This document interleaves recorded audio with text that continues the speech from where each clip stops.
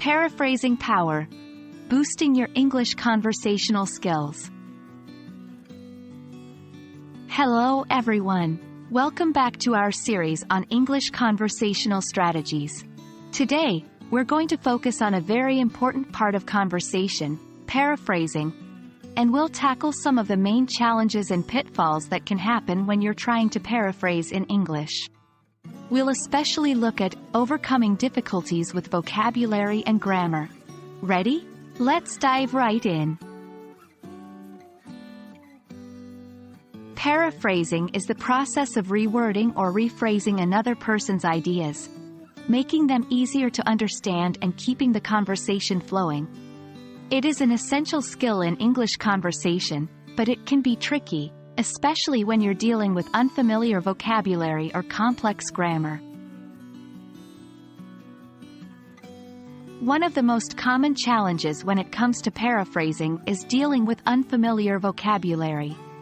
When you come across a word or phrase you don't understand, you might freeze up or feel embarrassed. But don't worry, there are several strategies you can use. 1.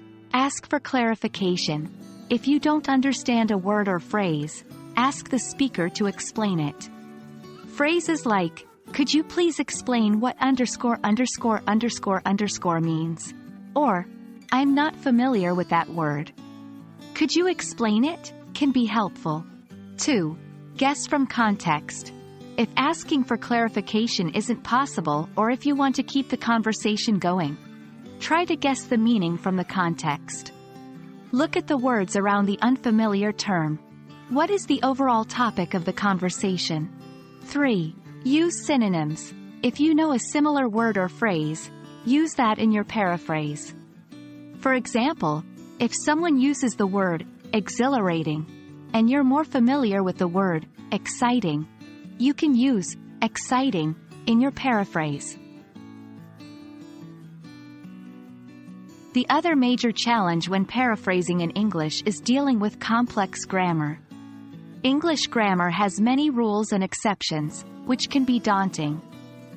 Here are some strategies to help you navigate these waters. 1. Break it down. If a sentence is long and complicated, try to break it down into smaller parts.